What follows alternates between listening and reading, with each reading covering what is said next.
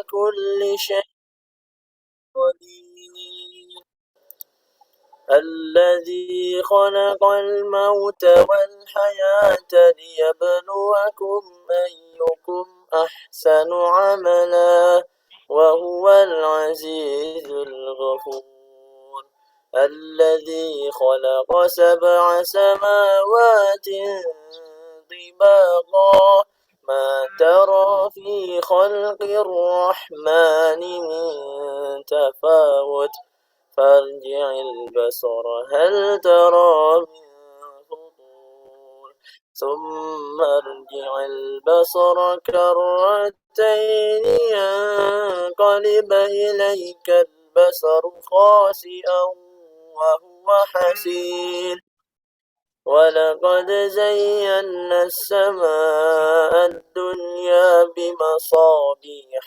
وجعلناها رجوما للشياطين وأعتدنا لهم عذاب السعير صدق الله العظيم. Assalamualaikum warahmatullahi wabarakatuh. Waalaikumsalam warahmatullahi Waalaikumsalam wabarakatuh. Sadaqallahul adzim. Benar Allah atas segala firman-Nya. Baik, kita lanjut ke acara selanjutnya, ke acara inti. Namun sebelum itu saya berikan sedikit pengantar. Tema kajian kita pada hari ini adalah terkait dengan worldview Islam sebagai basis pemikiran Islam, definisi dan relasinya. Jadi turunnya din Islam melalui Rasulullah SAW telah melahirkan perubahan cara pandang yang khas bagi umat Islam dan membedakannya dengan tradisi pemikiran dan agama lain. Pandangan hidup itulah yang dikenal sebagai worldview Islam. Meskipun worldview Islam merupakan terminologi baru, namun para ulama telah mencoba mendefinisikannya sebagai sebuah sistem pandangan hidup dengan elemen-elemen mendasarnya seperti Mabda al-Islami oleh Syekh Atif Zain, kemudian Tasawur al-Islami oleh Syed Qutub, kemudian Nazarat al-Islamiyah oleh Al-Maududi, kemudian juga Ru'yatul Islam lil Wujud oleh Syed Muhammad Naqib Alatas. Di mana diskursus worldview Islam ini dapat memperkuat ukhuwah Islamiyah bila mampu menempatkan perbedaan pandangan atau khilaf yang dimiliki oleh internal umat Islam secara tepat. Bahkan menurut Syekh Muhammad Abu Zahra, dikatakan bahwa umat Islam mulai berbeda dalam iktikad, siasah, fikih, tetapi perbedaan tersebut tidak menyangkut worldview atau lubuddin, tidak sampai menyentuh bagian keesaan Allah dan Rasulullah Muhammad SAW. Lantas bagaimana kita untuk memahami worldview Islam tersebut dan bagaimana kita menempatkan diskursus kajian keilmuan seperti ilmu kalam, fikih, dan ilmu muamalah tersebut dengan terminologi worldview Islam. Nah, pada hari ini akan dibedah oleh Ustadz Bahrul Ulum yang saya sedikit perkenalkan bahwa beliau ini Ketua Yayasan dan Peneliti INPAS, kemudian juga Redaktur Majalah Hidayatullah, juga Sekretaris Jenderal MIUMI Jatim, juga Sekretaris Bidang Pemikiran Islam di ITSMI Jatim. Baik, mungkin tanpa berlama-lama waktu lagi, kami persilahkan kepada Ustadz Bahrul Ulum untuk memulai kajiannya. Pada Ustadz dipersilahkan, tafadhol. Bismillahirrahmanirrahim. Assalamualaikum warahmatullahi wabarakatuh. Waalaikumsalam. Waalaikumsalam. Alhamdulillah nahmaduhu wa nasta'inuhu wa nastaghfiruh wa na'udzu billahi min syururi anfusina wa min sayyiati a'malina may yahdihillahu fala mudhillalah wa may yudlil fala hadiyalah. Asyhadu an la ilaha illallah wahdahu la syarikalah wa asyhadu anna Muhammadan abduhu wa rasuluhu la nabiyya ba'da wa la rasulah. Allahumma sholli ala nabiyyina Muhammad wa ala alihi wa ashabihi aman wa ala ba'. Pertama-tama senantiasa kita memanjatkan puji syukur kehadirat Allah Subhanahu wa taala atas limpahan nikmat dan karunia-Nya kepada kita, terutama nikmat Islam. Kemudian Allah juga masih memberikan kepada kita kesempatan untuk melaksanakan ibadah di bulan Ramadan. Salat dan salam senantiasa kita aturkan kepada junjungan kita Nabi besar Muhammad SAW yang dengan bimbingan beliaulah kita bisa memahami, kita bisa memiliki pandangan yang betul tentang alam ini. Pandangan yang tepat, ya, di mana lewat Rasulullah SAW kita bisa mengetahui sesuatu yang baik dan tidak baik, kita bisa mengetahui sesuatu yang bermanfaat dan tidak bermanfaat, dan inilah yang disebut dengan Islamic worldview. Bagaimana kita melihat alam ini, bagaimana kita melihat atau memahami bahwa kehidupan itu tidak hanya yang sifatnya zahir, tetapi ada yang batin. Bukan hanya yang sifatnya musyahadah,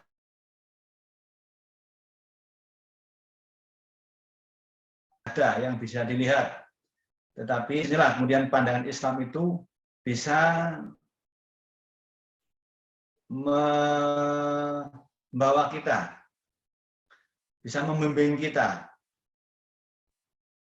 bahwa kehidupan ini itu tidak sifatnya itu tidak profan, jadi tidak tidak sementara.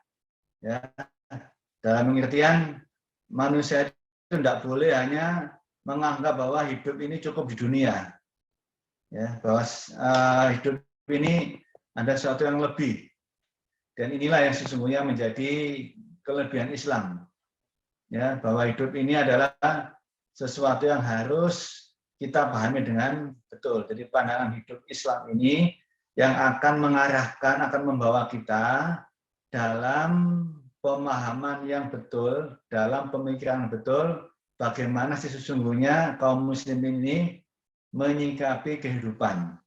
Ya. Jadi sesungguhnya istilah worldview itu adalah istilah baru, ya, istilah baru, tapi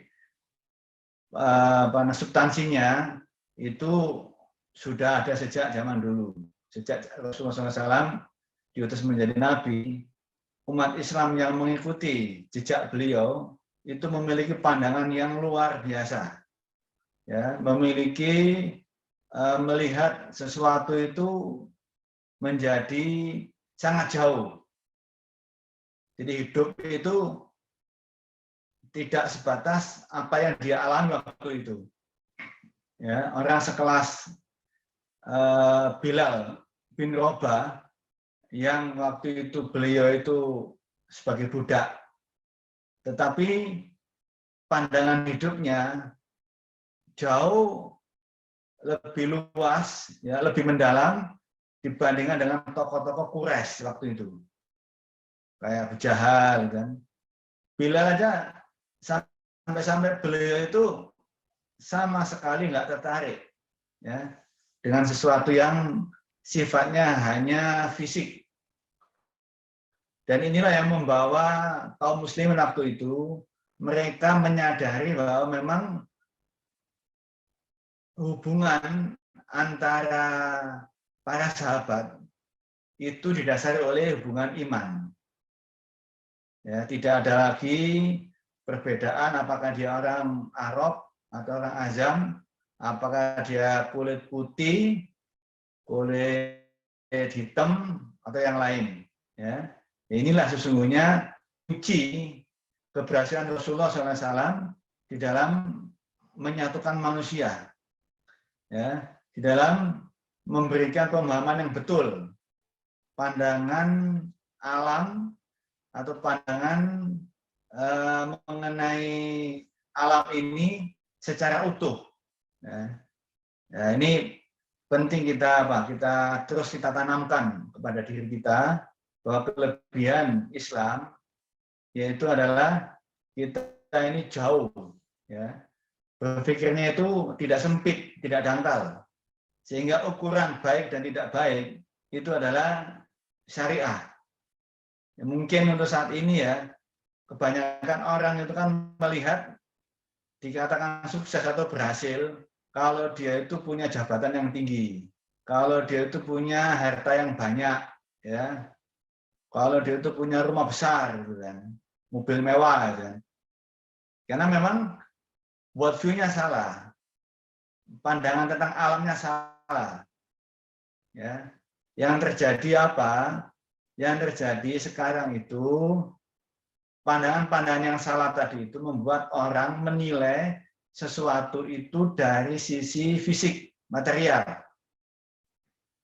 Si fulan, misalkan seseorang dihormati karena dia kaya. Ya. Seseorang dihormati karena dia tampan, karena dia cantik. Ya, jadi ini yang membuat keliru di dalam memandang. Ya. Dan itu sudah menjadi sesuatu yang atau menjadi budaya umum. Bukan hanya di negara barat ya, termasuk di negara Islam, ya, di negara-negara yang muslim. Jadi melihat sesuatu itu yang sifatnya fisik. Ya. Yang lain dinomorduakan. Masalah ibadah, masalah ilmu, itu dinomorduakan dan di nomor berikutnya. Yang pertama kali dilihat itu fisiknya dulu. Oh, dia itu dihormati karena memang dia pejabat. Ya. Dia dihormati karena dia itu orang kaya. Nah, kan itu kan. Ya, dan itu sudah umum itu. Inilah bukti bahwa memang world view itu sudah, atau pandangan hidup tadi itu, pandangan tentang alam tadi itu memang sudah betul-betul luar biasa dampaknya. Ya. Padahal Islam kan memberikan satu rambu-rambu ya. Bagaimana supaya kita ini mengarungi kehidupan ini tidak salah, tidak keliru. Ya. Jangan sampai kita melihat sesuatu itu yang sifatnya fisik, ya, yang material. Ini yang membahayakan ini. Ya, jadi siapapun lah, mungkin adik-adik, ya, kalau melihat sesuatu itu jangan hanya materinya, lihat dulu,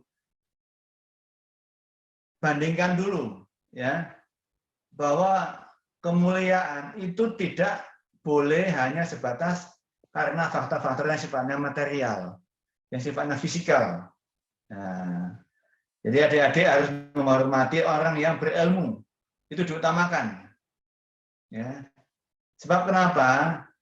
Karena ilmu itu jelas, ya, lebih posisinya ya lebih tinggi dibandingkan dengan harta, dengan kekayaan, dengan jabatan. Ya, jadi kalau kita ingin mulia, terutama di mata Allah, yaitu bagaimana kita ini meningkatkan kualitas ilmu kita, meningkatkan kualitas ibadah kita, bukan sebatas kualitas fisik kita. Ya. Jadi kemuliaan di dalam Islam itu dinilai dari tadi itu, ya, ilmunya seperti apa dan amalnya seperti apa. Ya. Ilmu qabla qaul wal amal. Jadi dasar ilmu itu harus menjadi pondasi bagi setiap kaum muslimin. Ya, jadi setiap hari itu berpikirnya bagaimana saya nambah ilmu, bagaimana saya nambah hafalan, ya, bagaimana saya menambah wawasan, bagaimana saya menambah kefakihan. Itu harus menjadi apa? Menjadi program utama. Ya. Kalau itu sudah kita budayakan dalam kehidupan kita, maka insya Allah kita akan dengan sendirinya akan terangkat derajat kita, ya, akan termuliakan kita tanpa kita sibuk harus apa istilahnya mempoles diri kita dengan sesuatu yang sifatnya di luar tadi itu. Ya.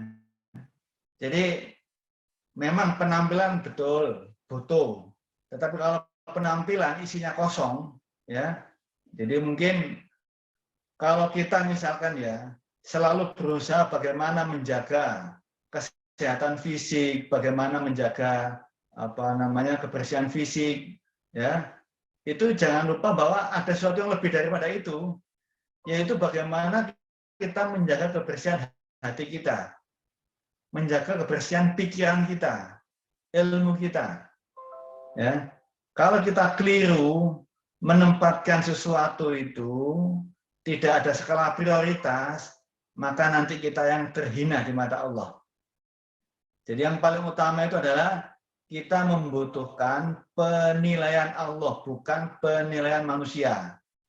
Ya, itu paling utama.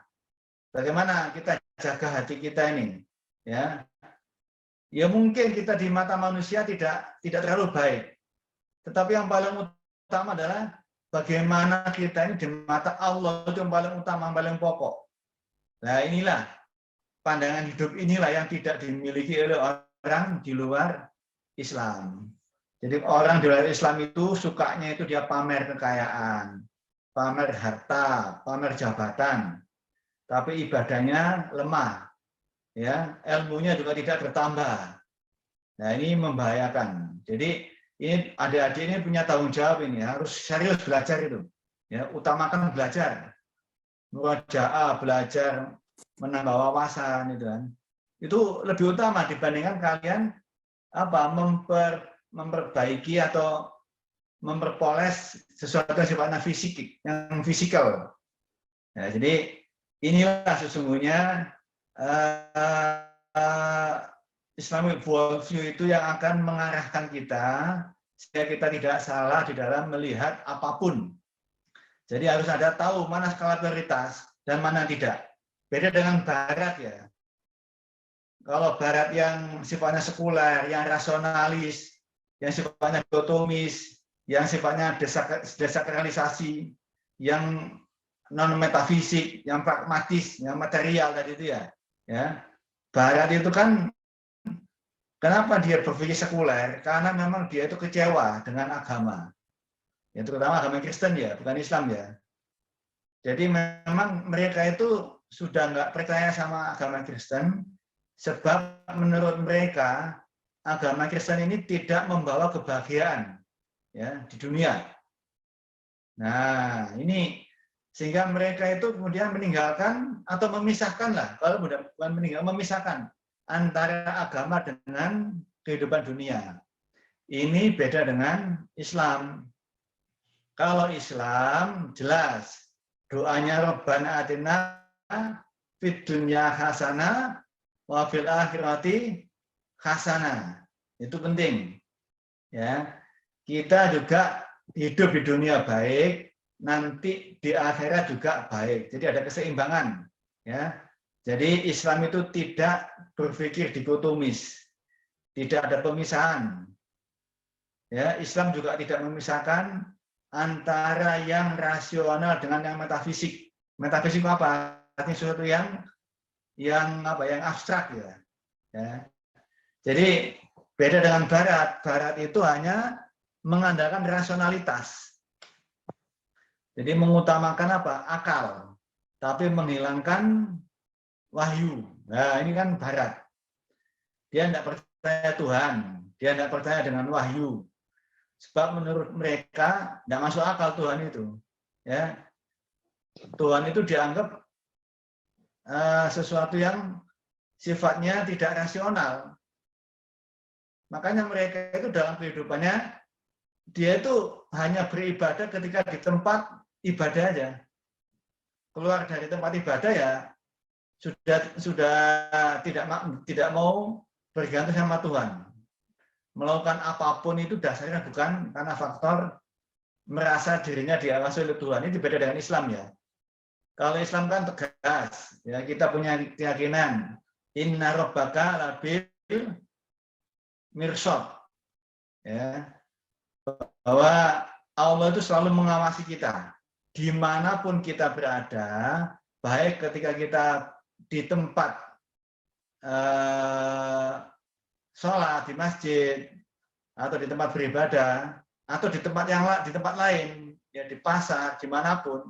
Kita meyakini bahwa Allah itu mengawasi kita. Ini yang tidak dimiliki oleh Barat. Ya, Barat tidak yakin. Dia itu punya keyakinan Tuhan itu hanya ada di tempat ibadah. Ya, Tuhan itu hanya mengawasi ketika mereka beribadah. Tetapi kalau di luar itu mereka merasa Tuhan tidak usah cawe-cawe. Ya, Tuhan tidak usah ikut memperdulikan kehidupan manusia, cukup manusia yang menentukan. Itu kan pandangan sekuler, yang sifatnya rasional. Ya. Kemudian juga dia itu dikotomi itu tadi itu memisahkan tadi itu. Jadi seakan-akan keterlibatan Allah, peribadatan Tuhan itu mengganggu itu kan. Itu kan beda dengan kaum muslimin. Kalau kita kan membutuhkan Tuhan, membutuhkan Allah. Ya. Sebab kenapa kita meyakini innallaha ala kulli syai'in qadir. Ya. Tuhan itu apa? Masalah menentukan manusia. Baik dalam kehidupan yang di dunia, ya, kita yakin bahwa yarzuqu may yasha, ya, wa yahdilu may yasha. Allah memberikan rezeki dan Allah juga yang akan tidak memberi rezeki gitu kan. Itu kita yakini itulah namanya worldview Islam di situ. Ya, apapun kita itu tidak boleh lepas dari inna rabbaka labil mirsad. Itu paling utama. Jadi mungkin orang lain tidak melihat, tapi Allah pasti melihat. Ya, kejujuran itu adalah hasil dari Islamic worldview. Ya, sebab kenapa? Kejujuran Islam itu sifatnya apa? Sifatnya pasti. Beda dengan kejujuran yang dibangun atas dasar takut hukuman manusia. Ya, kalau kejujuran yang sifatnya karena memang faktor Islamic worldview, maka itulah yang akan menjadikan kita itu menjadi orang yang betul-betul paham tentang kehidupan ini. Nah, jadi itu salah satu sedikit gambaran ya. Coba kita akan sedikit memberikan satu definisi tentang worldview ya. Jadi worldview itu bukan hanya Islam ya, worldview juga Barat juga punya worldview. Worldview itu adalah sebuah kepercayaan, sebuah perasaan dan apa-apa yang terdapat dalam pikiran ya, yang berfungsi sebagai motor bagi keberlangsungan dan perubahan sosial dan moral. Ya, jadi worldview itu ada kaitan dengan pikiran ya. Jadi istilahnya. Dengan pikiran manusia, worldview itu. Kalau keliru pikirannya, maka keliru yang lain. Ya, dampaknya pada sosial, dampaknya pada moral. Ya, itu kan sebab keliru dalam pikiran. Ya, ini membahayakan. Apapun worldview itu bagian daripada cara pandang kita, ya, cara pikiran kita yang nanti akan berpengaruh pada kehidupan sosial, kehidupan pribadi dan kehidupan yang kita alami.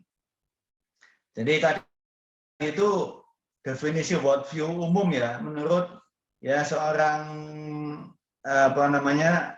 dari Barat ya, Ninian Smart ya. Jadi dia itu sudah bikin definisi tentang worldview. Ada juga misalkan dari yang lain, ya. Contohnya dari Thomas F. Wall. Jadi dia itu punya pandangan bahwa worldview adalah sistem kepercayaan yang sifatnya dasar dan itu sudah mengintegrasi ya dalam diri seseorang. Ya, dan itu yang akan mempengaruhi apa? Mempengaruhi bagaimana seseorang memahami sebuah realitas, bagaimana seseorang memahami sebuah eksistensi. Ya, jadi artinya apa? Worldview itu adalah sebuah sistem kepercayaan yang pokok sifatnya dan itu sudah menyatu dalam diri kita. Ya, makanya tadi itu saya sampaikan, sampai kapanpun orang Barat itu kalau worldview-nya seperti itu, dia tidak akan pernah memiliki worldview yang sama dengan kita. Contohnya gimana? Contohnya gini, di dalam Islam, ya kita ambil perbandingan ya, di dalam Islam laki-laki itu boleh menikah lebih dari satu. Itu Islam. Tapi di Buddha kebalikannya, perempuan boleh menikahi lebih dari satu laki-laki. Itu cerita itu? Yang Pendawa 5 itu, siapa istrinya? Itu kan Pendawa 5 itu kan punya istri kan satu orang itu. Siapa namanya, lupa saya itu. Ada yang tahu nggak itu? Ya nggak? Ya, kalau di apa itu di Hindu ya, Hindu. Ya, Pendawa 5 itu istrinya cuma satu. Dewi Kunti namanya ya. Ya, Dewi Kunti. Ya. Kalian mungkin belum pernah baca itu ya. Ya itu dulu ada di TV itu ya. Dewi Kunti itu suaminya 5. Berarti apa? Memang buat view-nya sudah beda dengan Islam. Ya, Islam nggak boleh. Islam kebalikannya. Yang boleh punya istri lebih dari satu itu laki-laki. Ya, itu ya contohnya. Kemudian di Barat, ya, di Barat juga sama. Mereka itu pasangan itu boleh ganti-ganti, ya, asalkan dengan catatan suka sama suka. Nah, berarti kan tidak mungkin sama dengan Islam itu. Ya, itu namanya apa? Berarti memang world view-nya berbeda dengan Islam. Dan itu sulit dirubah itu. Kecuali kalau dia mau merubah menjadi Islamic world view. Berarti apa? Orang Hindu itu harus masuk Islam. Berarti nanti dia berubah pikirannya. Ya. Orang Barat juga harus masuk Islam supaya berubah cara pandang atau pikiran dia mengenai sesuatu. Itu contoh sederhana ya. Jadi worldview itu seperti itulah. Tidak bisa kita memaksakan mereka untuk berubah, itu tidak bisa. Ya. Ya, contoh misalkan yang lain, orang Kristen itu punya keyakinan Tuhan itu ada 3 unsur. Ya. Kalau kita kan tidak, Allah Ahad, Allah Somad, lam yalid walam yulad, walam yakul lahu kufuwan ahad. Itu namanya worldview itu. Ya, kalau orang Barat apa? Kristen tidak. Tuhan ada 3, ada Tuhan Bapa, Tuhan Ibu, dan Tuhan Anak. Ya, berarti apa? Berarti itu sudah berbeda dalam worldview-nya. Nah, makanya ada disebutkan worldview adalah sistem ya, sistem kepercayaan yang dasar, yang integral, yang ada dalam diri manusia, ada dalam diri seseorang, dan itu akan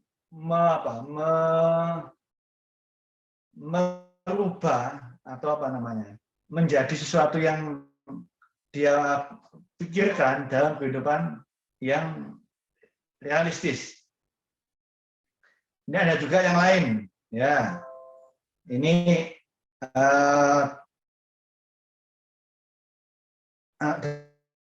dari Islam ini ya. Muslim, beliau mengatakan bahwa worldview merupakan asas atau dasar bagi setiap perilaku manusia, termasuk aktivitas ilmiah dan teknologi. Ya, artinya apa? Setiap aktivitas manusia akhirnya dapat dilacak pada pandangan hidupnya. Dan dengan begitu, aktivitasnya dapat direduksi ke dalam pandangan hidup. Jadi gini, tadi saya salah satu contoh ya. Orang Hindu itu perempuan boleh menikah lebih dari 1 suami. Ya, berarti apa? Itu kan sudah menjadi aktivitas perilaku mereka. Jadi kita bisa tahu, oh berarti itu adalah Hindu worldview itu kan. Ya, Hinduism worldview berarti. Oh, kalau kan di situ beda dengan Islam kan. Itu contohnya, contoh sederhana ya. Kata-kata. Jadi ini mempengaruhi perilaku. Contoh yang lain misalkan gini. Orang Islam ya perilakunya dia itu harus menghormati orang tua. Ya. Jadi apapun ya kita harus menghormati orang tua. Ya. Beda dengan Barat. Kalau di Barat usia 19 tahun atau 17 tahun dia sudah bebas. Orang tua tidak boleh cawe-cawe. Ya. Kalau dalam Islam tidak. Selama dia menjadi anak, orang tua punya tanggung jawab untuk mengingatkan, untuk menasihati. Tapi dalam worldview Barat tidak. Orang tua tidak boleh ikut cawe-cawe kalau anak usia 17 tahun dan nanti kena pasal itu. Ya. Kalau orang tua cawe-cawe anaknya nanti kena dilaporkan ke polisi. Nah, berarti ini beda dengan Islam. Nah, ini contohnya ya. Jadi memang menjadi asas ya. Menjadi asas bagi setiap perilaku, menjadi dasar bagi setiap perilaku. Kemudian yang lain, saya ambil contohnya Al-Maududi ya, tadi disebutkan Islam Nazariyat itu kan. Ya. Tapi beliau ini tegas bahwa pandangan hidup itu harus dimulai dari konsep tauhidullah, ya, mengesahkan Allah dulu, ya, dan nanti itu akan berimplikasi pada semua aktivitas kehidupan. Ya, jadi ya awal tadi saya sampaikan, inilah sesungguhnya Islamic worldview itu di sini. Kita harus yakin bahwa kita itu diawasi oleh Allah. Ya, kita harus yakin bahwa konsep tentang ketuhanan itu apa? Bahwa Allah itu terlibat dalam kehidupan kita. Ya beda dengan konsep Tuhannya orang Yunani. Orang tua ini juga punya Tuhan ya. Cuma konsepnya beda. Dia mengatakan unmoved mover istilahnya. Tuhan itu setelah menciptakan alam, kemudian Tuhan itu pergi ke atas, di atas ars, tinggal di sana. Tidak ikut cawe-cawe kehidupan. Ya. Jadi Tuhan itu kalau ada orang yang meyakini bahwa Tuhan tidak ikut cawe-cawe manusia karena dia tinggal di ars, itu berarti dia itu sama dengan konsep ketuhanan Yunani. Ya. Dalam Islam ada ayatnya memang, ya. Tetapi ars jangan dipahami sebagai alam makan, tempat. Kalau Tuhan itu tinggal di sana, berarti kan Tuhan tidak bisa ikut cawe-cawe manusia. Padahal kan Allah itu pasti dan Allah itu sudah mengendalikan hidup manusia. Tapi kalau konsepnya Yunani tidak, habis menciptakan, ya, itu ada namanya kelompok deisme itu ya. Jadi seakan-akan Tuhan ini seperti tukang jam. Habis bikin jam, ditinggal udah. Jamnya udah jalan sendiri sudah. Tuhan tidak ada sudah. Ya. Jadi seakan-akan alam ini mekanik, ya. Jadi seperti jam itulah. Ya, ini membahayakan ini.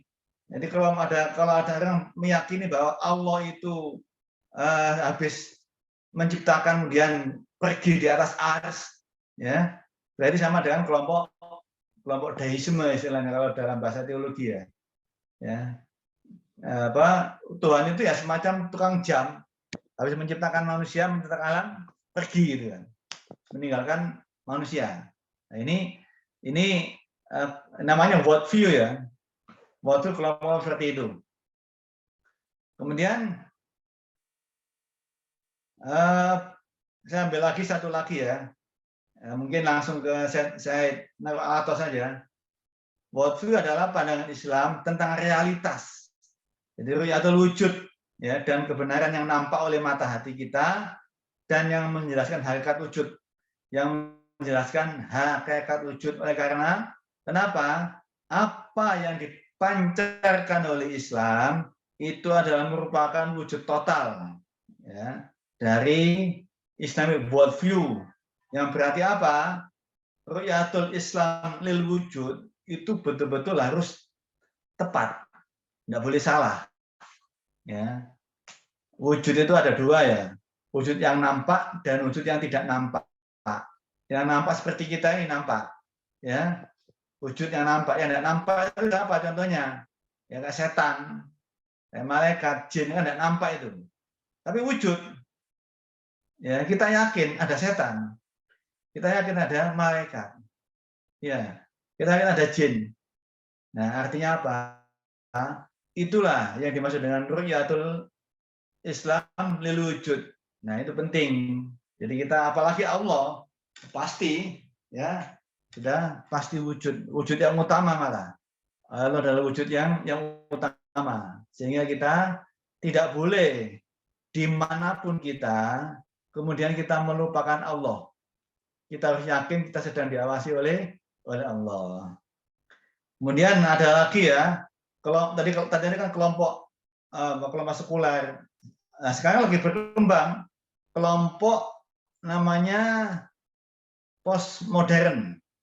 Ya, ini lebih lagi nih, lebih dahsyat lagi dia. Di antaranya apa? Dia itu nihilisme. Ya. Jadi dia itu menihilkan, semuanya harus nihil, nol. termasuk Tuhan itu nol, tidak ada itu. Ya, jadi dia sudah tidak kalau orang masih mengakui Tuhan berarti apa? Berarti kan Tuhan masih punya otoritas. Kalau kelompok ini sudah tidak meyakini yang namanya otoritas, makanya Tuhan tidak boleh ikut cawe-cawe, sudah. Bahkan dikatakan God is dead, ya Tuhan sudah mati. Maksudnya mati itu gimana?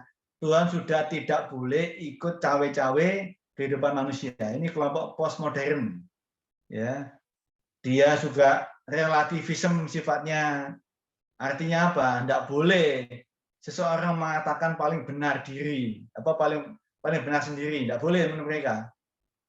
Ya, padahal kan kita jelas kebenaran itu adalah datang dari Allah. Ya, al-haqqu min rabbika. Nah, berarti apa? Kita boleh bahkan wajib mengatakan sesuatu benar kalau itu datang dari Tuhan. Ya, kita harus tegas mengatakan sholat itu betul. Kenapa betul? Karena dari Tuhan. Ya, kalau orang postmodern kan tidak boleh kamu mengatakan sholat itu betul. Ya. Tidak boleh kamu mengatakan bahwa puasa itu betul. Ya, karena itu masih relatif katanya. Dan kita tidak, kita wajib meyakini puasa, sholat itu pasti betul. Sebab kenapa? Itu yang hak yang datangnya dari Allah. Ya, jadi ini bahaya-bahaya pemikiran ya. Jadi hati-hati adik-adik dengan pemikiran-pemikiran yang mencoba untuk mendegradasi atau melemahkan keyakinan kita tentang Tuhan, ya. Keyakinan tentang Allah, ya. Bahwa Allah itu segala-galanya itu harus kita yakini, ya. Bahwa Allah itu yang menguasai, ya, harus kita meyakini, tidak boleh kita lepaskan, ya, itu paling utama, ya. Itulah namanya Islamic worldview. Apapun kita melihat alam ini, melihat sesuatu, tidak boleh lepas dari apa? Dari nilai-nilai Islam yang diturunkan oleh Allah kepada Rasulullah, kemudian oleh Rasulullah diajarkan kepada para sahabat, oleh sahabat diajarkan kepada tabi'in, oleh tabi'in kepada tabi'in, kemudian kepada para ulama sampai sekarang. Ya. Jadi jelas sanadnya itu jelas.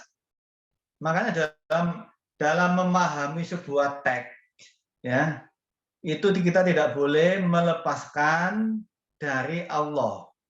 Ya, kita harus mengikuti apa yang disampaikan oleh Allah pada Rasulullah, kemudian dipahami oleh para ulama. Ya, jadi gitu ya. Tidak boleh kita itu memahami teks itu tanpa melihat bagaimana para ulama itu memahaminya. Ya, itu membahayakan. Ya, kemudian itu kelompok postmodern ya. Yang perlu juga diketahui bahwa memang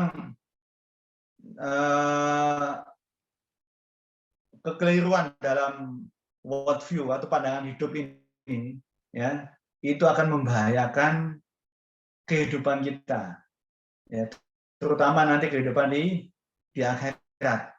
Itu akan menjadikan kita itu manusia yang rugi, ya, manusia yang salah, ya. Ada sebuah kisah pertanyaan, ya. Pernah Sayyidina Ali ditanya mengenai surga. Ditanya surga itu ada atau tidak ada, ya. Karena memang belum bisa dibuktikan. Apa jawaban Sayyidina Ali? Kalaupun ada, kalaupun tidak ada, kalian tidak rugi. Kenapa? Karena kalau kalian meyakini surga itu ada, maka kalian akan hati-hati dalam kehidupan di dunia ini. Tapi kalau ada, maka kalian pasti akan beruntung, ya. Sebab kalian tidak dimasukkan ke dalam neraka, itu kan. Ya. Jadi untuk memastikan sesuatu itu kan memang gini ya, itu kembali pada cara pandang kita. Kalau kita kan meyakini surga neraka itu ada, ya. Kalau tidak meyakini, seandainya kita tidak meyakini, kemudian jangan sampai kita itu ya menganggap kehidupan kita itu bebas, sebebas-bebasnya. Kalau kita itu bebas, maka bisa jadi manusia itu derajatnya lebih rendah dibandingkan dengan hewan. Nah, contoh gimana? Hewan itu tidak pernah itu hewan jantan kawin sama hewan jantan. Ya, kalau kawin sama betina, manusia ada nggak? Ada manusia itu. Manusia laki-laki kawin sama laki-laki itu ada. Ya, manusia perempuan kawin sama perempuan itu ada. Ya enggak? Berarti apa? Berarti manusia lebih rendah dibandingkan dengan hewan. Ya. Itu kan fakta ya. Nah, wah ini kan membahayakan. Ini namanya apa? Keliru dalam worldview-nya, keliru dalam pandangan hidupnya. Jadi menganggap kebahagiaan itu hanya sebatas kesenangan di dunia. Ya, sehingga dia berani melanggar aturan-aturan Tuhan, aturan-aturan Allah. Nah, itu contohnya ya. Jadi kalian bisa lihat ya faktanya sekarang yang ada. Kemudian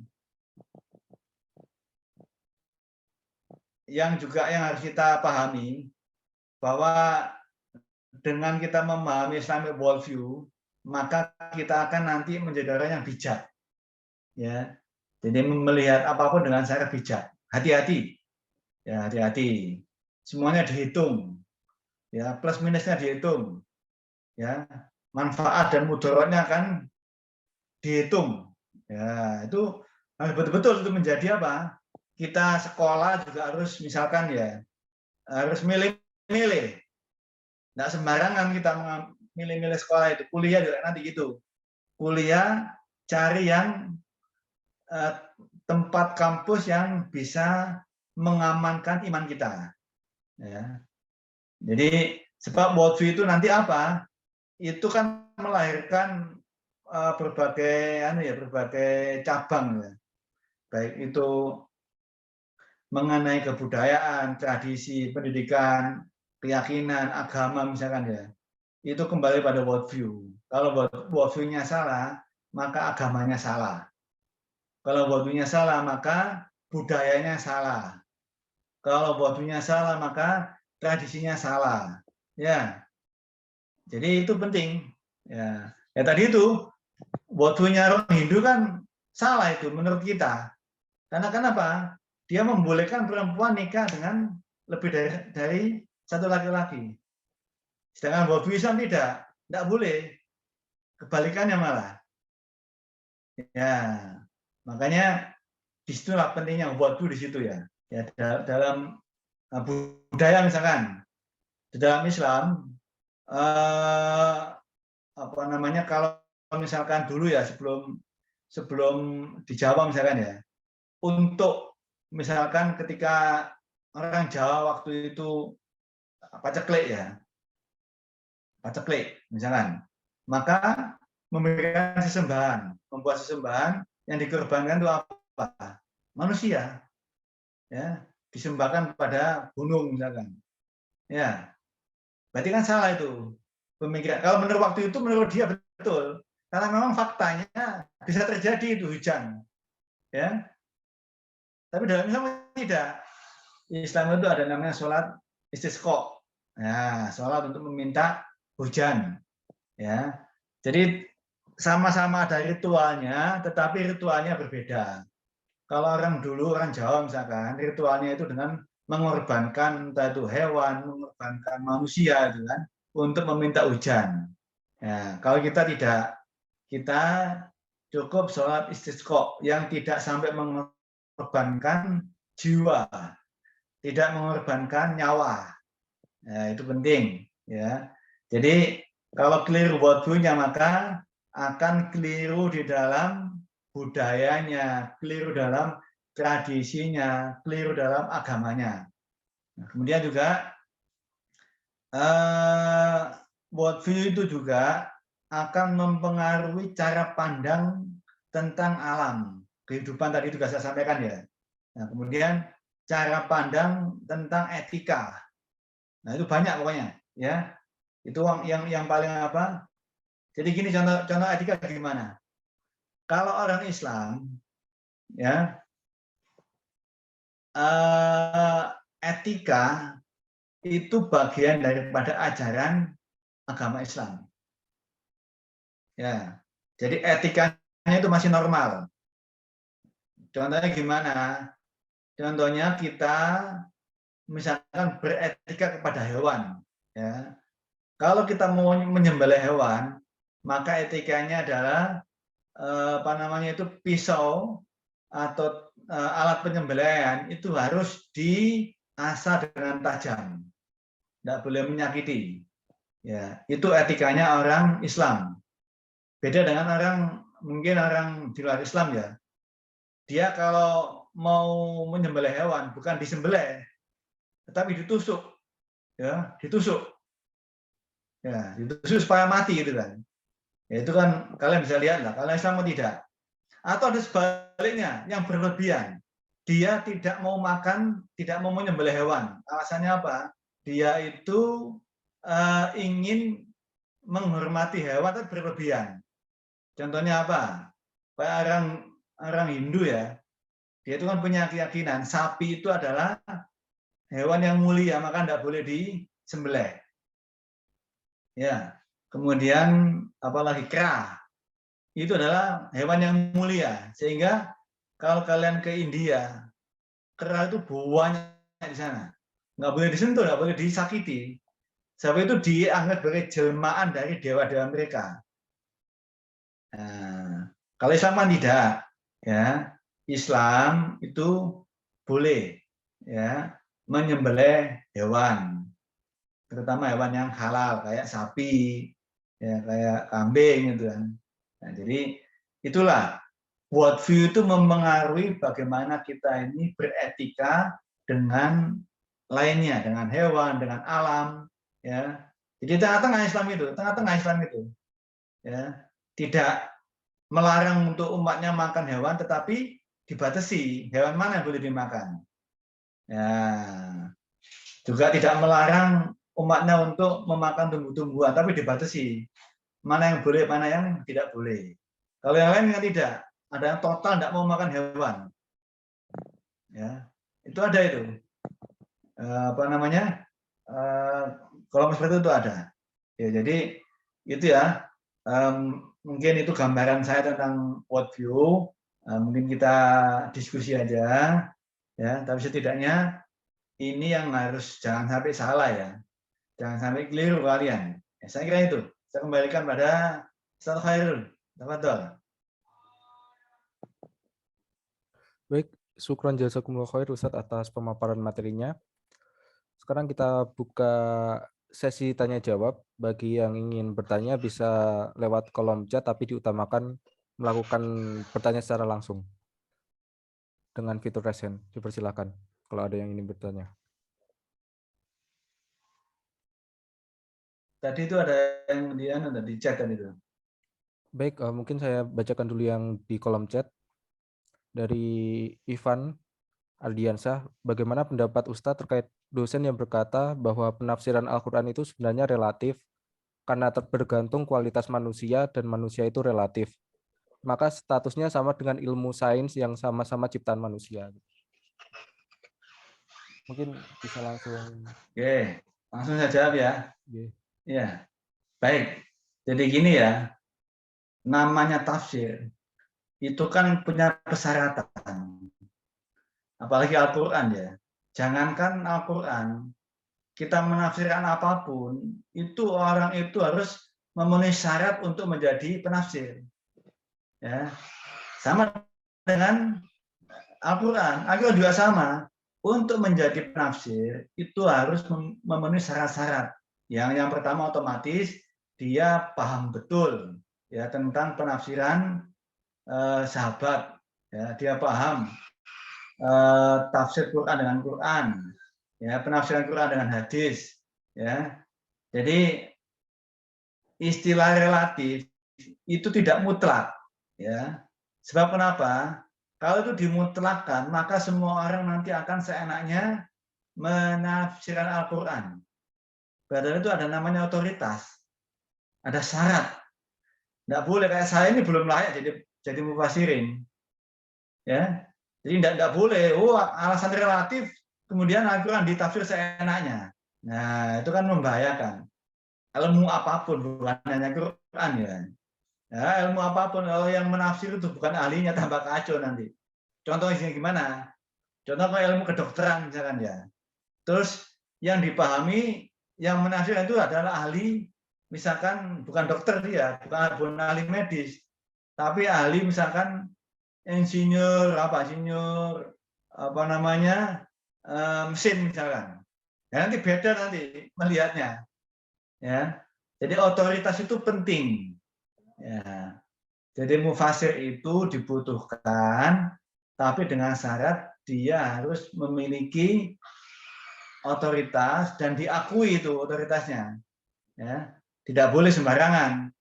Ya, mentang-mentang apa Quran misalkan, tidak cukup. Tapi harus paham bahasa Arab, paham kaidah-kaidah. Ya, jadi itu penting. Jadi orang yang mengatakan relatif tadi itu, maksudnya dia itu apa? Apakah relatif mutlak atau tidak? Kalau mutlak salah dia. Kalau dianggap sama dengan penafsiran sains. Ya, jadi kembali pada syarat-syarat yang harus dipenuhi mutlak itu. Kalau tidak ada, maka tidak sah. Ya, jadi penafsirannya apapun ya, penafsiran apapun itu harus memiliki syaratnya. Dipenuhi dulu baru boleh. Dan itu diakui, nggak boleh ngaku-ngaku ya, nggak boleh ngaku-ngaku. Ya, itu diuji.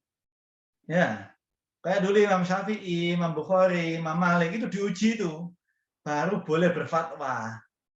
Ya, nggak boleh berfatwa sendiri tanpa ada yang diuji, tidak ada yang menguji. Nah itu ya. Jadi tadi itu statement tadi itu ada catatan. Ya, jadi kalau dia menganggap itu seperti itu salah, itu fatal, membahayakan itu. Membahayakan bukan hanya Quran, tapi membahayakan ilmu-ilmu lain. Ya, sebab kembali setiap ilmu itu ada ahlinya, ada yang memiliki otoritas. Ya, oke, yang lain silakan mungkin. Mungkin dari saya dulu, Ustadz. Kalau menurut Ustadz terkait dengan perbedaan Ahlus Sunnah sama Syiah itu bagaimana? Apakah worldview-nya sudah di tingkat worldview atau masih kemudian istihad di mazhabnya atau bagaimana menurut Ustadz sendiri? Ya, kalau menurut saya worldview-nya masih sama dengan kita ya. Cuma beda di kalam. Di kalamnya berbeda. Ya, kalau worldview-nya sama lah. Ya, mereka masih memiliki worldview yang sama dengan kita, tetapi beda di kalam. Kalau Syiah, Mu'tazilah, Khawarij itu beda di kalam, bukan di worldview-nya sama. Dia masih mengakui Allah itu esa, satu, ya. Dia masih mengakui bahwa Allah itu mengawasi kita, itu masih ya. Ya. Dia juga masih mengakui misalkan syariat-syariat Islam. Nah, itu ada angkat tangan itu. Jadi yang membedakan dengan kita itu hanya di kalamnya, bukan di worldview ya. Jadi beda di kalam. Kalau kalam itu berarti apa? Kalau kalam itu bagaimana kita menghukuminya? Ya, menghukumi sesat, bukan kafir. Ya, kalau Syiah itu berarti kalau sesat, bukan kafir dia, karena worldview-nya masih sama dengan kita. Kalau sesat kan ada dua kemungkinan. Dia bisa diampuni oleh Allah dan bisa tidak itu kan. Kan itu. Kembali pada Allah itu aja. Jadi Syiah itu beda di kalamnya ya, bukan di worldview-nya. Silakan tadi ada yang angkat tangan tuh. Baik, silakan tadi ada yang sepertinya angkat tangan. Silakan kalau ada pertanyaan. Mungkin kalau tidak ada dari kolom chat lagi, mungkin pertanyaan terakhir ya Ustadz mungkin ya. Assalamualaikum Ustadz, dari Yuda Prawira. bagaimana menurut Ustadz tentang pertentangan fikih dalam Islam, kenapa bisa terjadi, dan bagaimana menyikapi perbedaan tersebut? Ya, jadi gini ya, dalam struktur pemikiran Islam itu ada tingkat-tingkatannya. Yang pertama worldview, ya tadi itu worldview itu, ya. Kemudian kalam. Nah, kalam ini muncul perbedaan di antara firqah-firqah, ya. Kemudian di bawah kalam ada namanya fikih. Ya, kalau udah fikih itu sudah masuk dalam satu firqah, misalkan fikih Ahlussunnah wal Jamaah, ya. Jadi perbedaannya di fikih aja, misalkan antara mazhab Hambali, Hanafi, Syafi'i itu di dalam fikih. Kenapa kok berbeda? Memang dibolehkan berbeda. Ya. Sebab kenapa?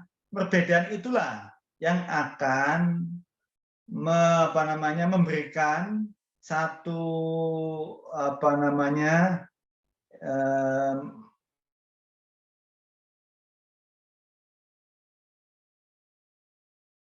tiap bangsa yang berbeda-beda. Ya, nah disitulah fungsi fikih itu apa istilahnya ya, memberikan wadah itu ya, mewadahi. Ya, perbedaan dalam fikih itu dibolehkan. Malah kalau berbeda dalam fikih kemudian itu dipaksa bersatu, malah keliru. Sesuatu yang boleh beda itu jangan dipaksakan untuk sama. Ya, itu malah keliru, malah membahayakan. Ya, jadi perbedaan fikih itu dibolehkan. Contohnya gimana? Contoh kunut, kalian boleh kunut, boleh tidak. Pilihan-pilihan itu perbedaan fikih. Nggak boleh dipaksa, misalkan harus kunut semua atau tidak kunut semua. Itu namanya memaksakan. Itu malah bikin perpecahan nanti. Ya, makanya bagaimana menyikapi perbedaan itu? Ya kita harus tasamuh. Jadi misalkan gini ya, kalau kalian tidak biasa kunut, kemudian kalian sholat di imam di masjid yang pakai kunut, ikut kunut, ya. Jangan nggak kunut sendirian, ya. Atau sebaliknya, kalian biasa kunut, kemudian sholat di masjid yang tidak pakai kunut, ya jangan kunut sendiri, ikut imam. Nah itu adab namanya ya. Adab, ya. Jadi perbedaan fikih itu dibolehkan dan tidak boleh dipaksa sama, ya. Dan itu akan kalau dipaksa sama malah nanti akan timbul perpecahan. Sebab itu masih dalam tataran fikih. Kalau worldview harus sama, tidak boleh beda worldview itu. Allah Esa, ya sepakat. Ya, orang Islam perempuan tidak boleh nikah lebih dari satu laki-laki, itu sepakat. Ya, jadi nggak boleh itu. Ya, kemudian apalagi orang Islam tidak boleh misalkan dia itu memutlakan sesuatu, misalkan kayak tadi itu kayak orang Hindu kan nggak boleh makan sapi kan. Ya, kita enggak seperti itu. Ya, sesuatu yang jelas. Nah, itu harus kita pahami ya. Jadi worldview-nya masih sama, mungkin dalam masalah fikih berbeda enggak apa-apa. Jadi tadi kalau Syiah, Khawarij, Murji'ah itu beda dalam kalam. Tapi kalau Hambali, Maliki, Syafi'i itu beda dalam fikih. Tidak boleh menyesatkan. Kalau dalam fikih itu ada kaidah, siapa yang benar dapat 2 pahala, yang salah dapat 1 pahala. Nah, jadi sama-sama dapat pahala. Contohnya sholat kunut tadi, subuh kunut dan tidak kunut itu, dua-duanya dapat pahala. Cuma kita tidak tahu mana yang dapat 2, mana yang dapat 1. Ya, itu dalam fikih. Jadi beda dengan Syiah. Kalau Syiah itu sesat. Ya, jadi bukan kafir dia. Yang kafir itu kayak tadi itu ya, agama yang lain itu kan. Nah, itu ya. Jadi harus dipahami ya. Jadi ada istilah struktur pemikiran Islam. Yang pertama worldview, kemudian kalam, yang ketiga fikih. Jadi tiga struktur ya. Nah, itu. Silakan, mungkin ada lagi yang tanya. Baik, Ini mungkin sesi Eh, terakhir. Pertanyaan ada yang Izin ingin Ustaz, bertanya? kalau boleh bertanya. Oke. Ya, silakan. Ya. Bismillah. Perkenalkan, saya Muhammad Aufa, Ustaz. Saya sedikit mungkin keluar dari materi, bukan keluar sih, tapi berkaitan dengan jawaban antum tadi terkait Syiah yang kita mungkin sama Ahlus Sunnah wal Jamaah menyepakati dia itu sesat karena beberapa dari teologinya bertentangan dengan Ahlus Sunnah wal Jamaah. Bagaimana dengan misalkan Wahabi atau Syiah katakan atau Mu'tazilah, mereka oleh Ahlus Sunnah wal Jamaah melihat mereka itu kafir, bukan kafir, mereka itu sesat begitu. Apakah itu bukanlah bentuk dari fanatisme kita kepada ajaran yang kita yakini? Nah, seperti misalkan di Al-Azhar, mereka menganut paham wasatiyah. Nah, Imam Syekh Ahmad Thayyib itu kan mendeklarasi paham kewasatiahan atau tasamuh ini. Artinya itu bukanlah bentuk dari kefanatisan kita terhadap wasatiyah itu sendiri. Nah, bagaimana ketika kaum-kaum atau sayap kiri seperti Mu'tazilah dan lain-lain itu, mereka meyakini ini akidah mereka. Kita mengklaim mereka itu fanatik dengan ajarannya, seperti Wahabi fanatik dengan tekstualitasnya. Nah, bagaimana ketika mereka mengklaim kalian itu fanatik juga terhadap wasatiyah kalian fanatik dengan akidah kalian. Nah, bagaimana kita menjawab itu, Ustaz? Ya, ya itulah kembali kepada istilahnya diuji itu. Kebenaran itu perlu diuji kan. Ya, untuk menentukan sebuah kebenaran perlu ada ujian, dites lah. Ya, mana di antara pendapat antara Ahlus Sunnah dan Mu'tazilah dan Syiah yang paling ilmiah. Nah, disitulah. Di sini yang berlaku itu adalah pemikiran akademik, ya, kajian ilmiah. Ya, kajian ilmiah itu paling penting. Ya, dan kita sudah punya pegangan ya, Ahlus Sunnah wal Jamaah punya pegangan. Mereka juga punya pegangan, tetapi kan ada diuji mana yang paling ilmiah. Ya, mungkin mereka bisa mengatakan kita sesat atau sebaliknya, tapi nanti kan ada namanya ujian. Ya, diuji secara ilmiah. Konsep teologi mana yang paling betul, yang sesuai dengan nas, ya, itu kan penting. Nah, jadi makanya kan ulama tetap menganggap mereka itu tidak kafir, hanya sesat aja kan, ya. Sesat kan bisa, memang ada dua kemungkinan. Sesat itu kalau sudah hulu itu bisa menjadi kafir, gitu kan. Tapi kalau bisa biasa ya hanya sesat aja, dan itu bisa diampuni, afu itu kan. Bisa dimaafkan oleh Allah kan, ya. Tetapi mengenai mana yang paling betul, nah itu perlu ada uji materi, bahasa kalau bahasa hukum ya. Nah, itu bisa. Saya berani misalkan dengan orang Syiah untuk uji materi. Mana yang paling ilmiah, Ahlus Sunnah atau Syiah, kan. Nah, jadi itu kembali ke situ, ya. Jadi perlu ada tadi itu kajian ilmiah. Ya. Jadi wasatiyah yang dibangun oleh para ulama kita itu sebatas apa? Itu ada batasnya, bukan kebablasan ya. Ya, itu apa? Kalau kaitan dengan masalah kalam udah jelas itu. Ya. Kaitan dengan kalam maka penilaiannya tadi itu, ya, sesat dan tidak sesat. Ya, berarti apa?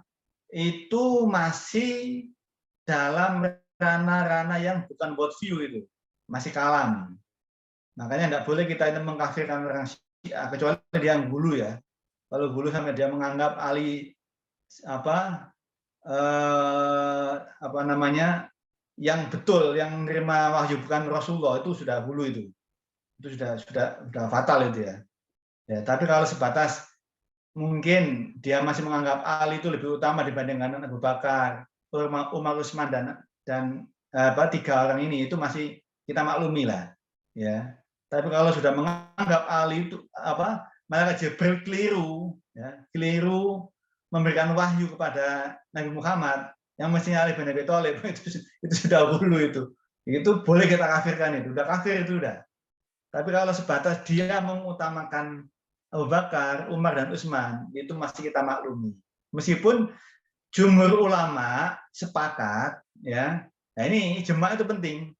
Jumhur ulama itu maksudnya sahabat ya, bukan ulama sekarang ya. Jumhur ulama sahabat mengatakan Abu Bakar, Umar, Utsman itu didahulukan sebelum Imam Ali bin Abi Thalib.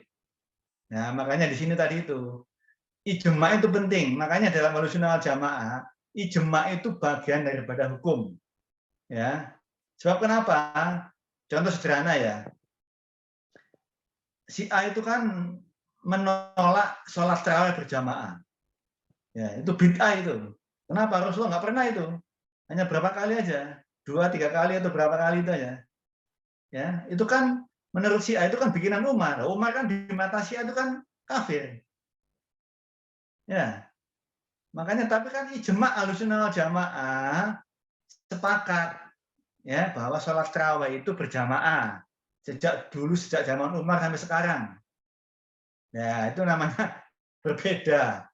Ya.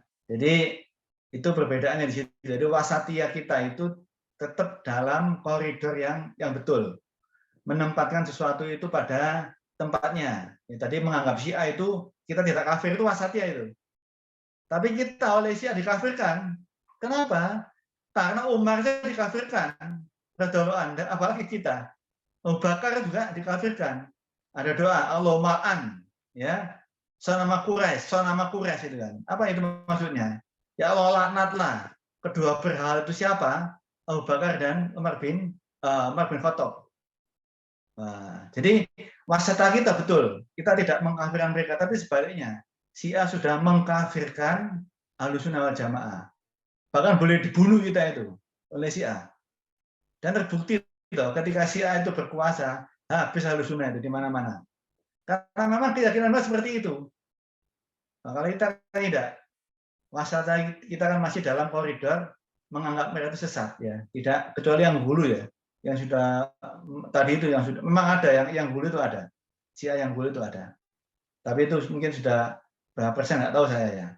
Jadi itu ya kita harus menempatkan posisi bahwa Ahlussunnah wal Jamaah itu memiliki pemikiran yang bisa dipertanggungjawabkan keilmiannya. Ya. Nah, kalau ada kelompok yang tekstualis, Islam itu tekstual dan kontekstual. Islam itu tidak menolak teks, juga tidak menolak konteks. Ya, itu penting.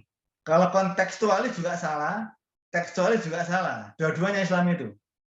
Nggak boleh diambil salah satunya. Ya, itu penting. Jadi kalau ada yang mengambil kayak kontekstualis itu kelompok liberal itu. Ya, kalau yang tekstualis itu ada kelompok yang lain itu. Pokoknya faktornya teks saja. Padahal kan ijma ulama Ahlussunnah wal Jamaah itu dua-duanya. Kan dalil itu dalil nakal dan dalil akal. Ya, dalil nas, ya teks Quran dan Sunnah kemudian juga menggunakan dalil akal. Nah, itulah kelebihan Ahlussunnah wal Jamaah. Kalau yang lain kan tidak. Ya.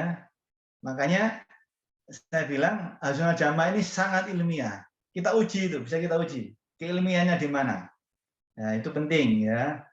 Tapi yang penting bagaimana sikap kita ya. Sikap kita kalau terhadap kaum-kaum yang kaitan dengan masalah teologi kalam, kita mendakwai dengan ilmiah loh ya.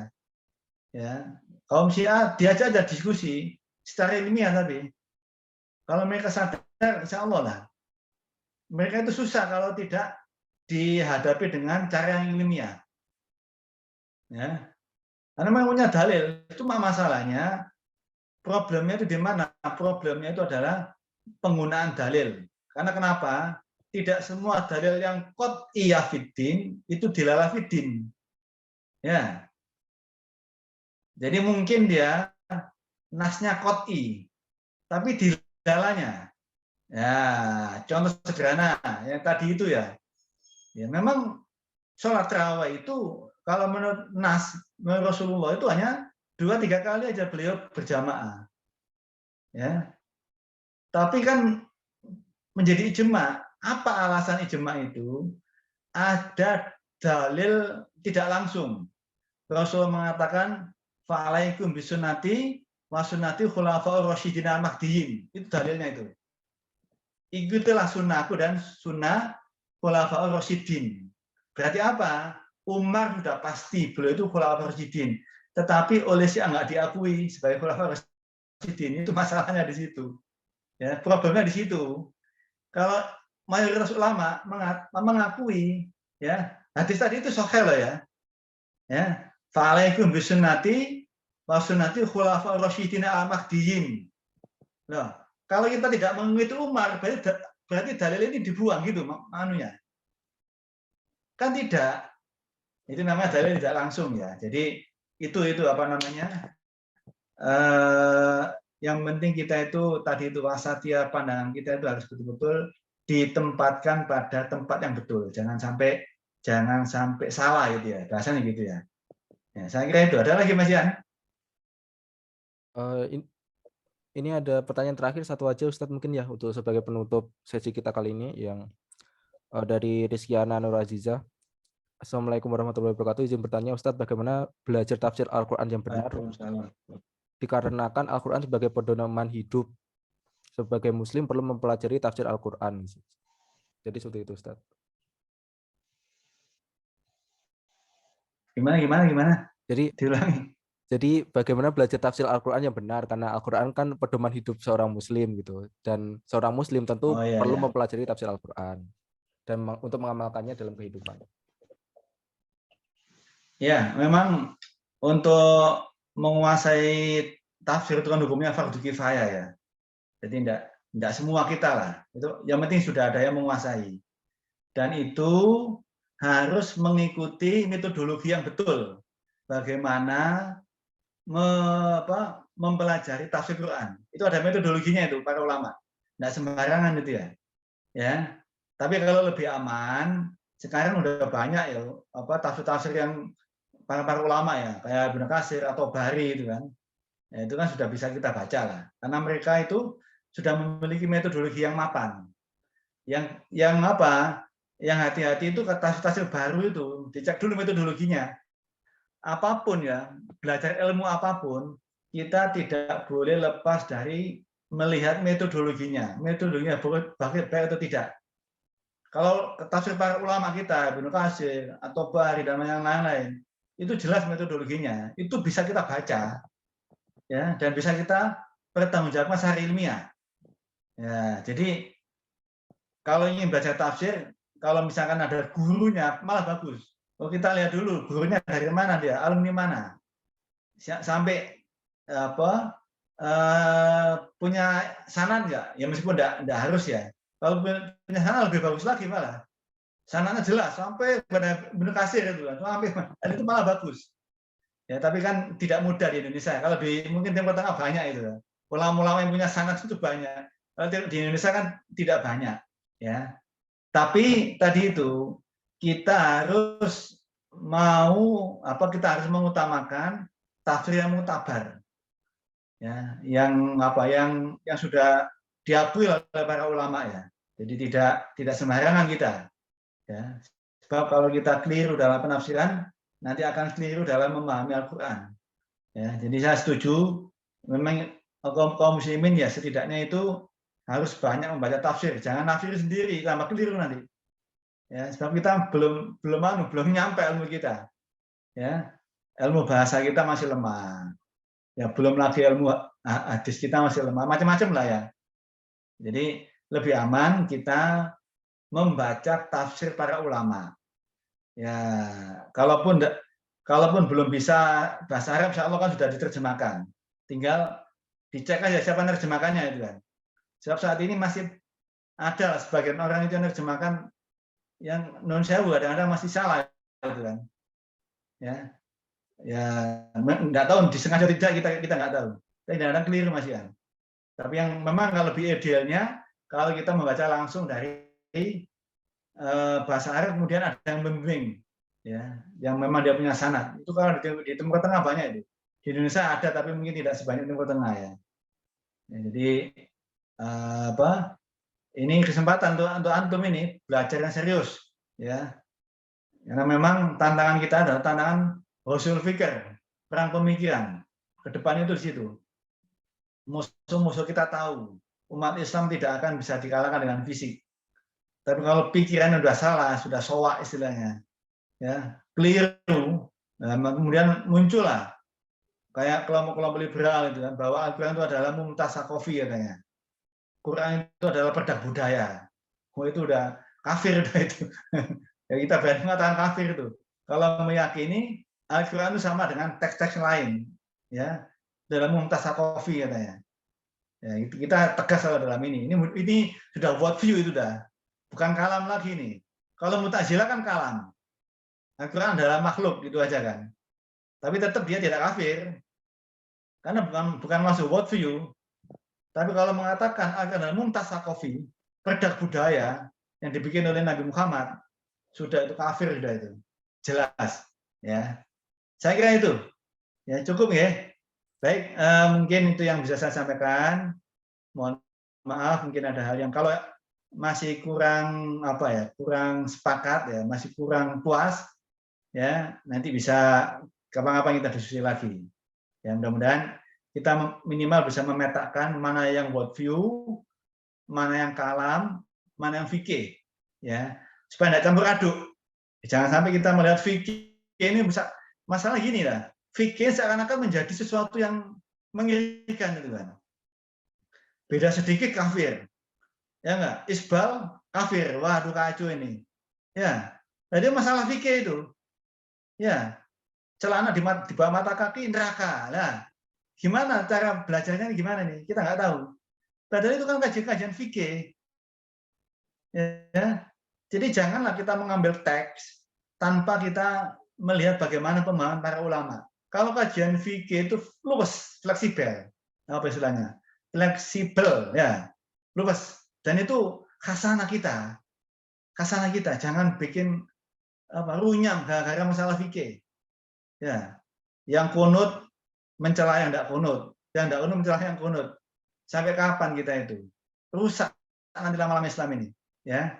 Itu kan itu tugas antum semua itu. Ayo, silakan antum belajar setinggi mungkin. Ya, kita butuh itu anak-anak muda yang punya wawasan yang luas, yang bisa memahamkan pada umat. Ya, siapa lagi kalau bukan kalian, bukan antum ini, ya bukan kita ini ya. Saya kira ya, sekali lagi mohon maaf. Mudah-mudahan ini bermanfaat untuk saya dan untuk adik-adik dan teman-teman sekalian. Saya akhiri. Assalamualaikum warahmatullahi wabarakatuh. Waalaikumsalam warahmatullahi wabarakatuh. Syukran jazakumullah khair Ustadz atas pemaparan materi dan sesi diskusinya. Dan mohon maaf pada peserta yang kemudian pertanyaannya mungkin belum tertampung sekarang, mungkin nanti bisa kesempatan lain untuk bertanya.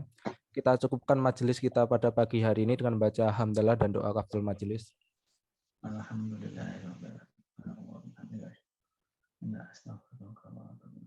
Kita tutup. Wassalamualaikum warahmatullahi wabarakatuh. Waalaikumsalam warahmatullahi wabarakatuh.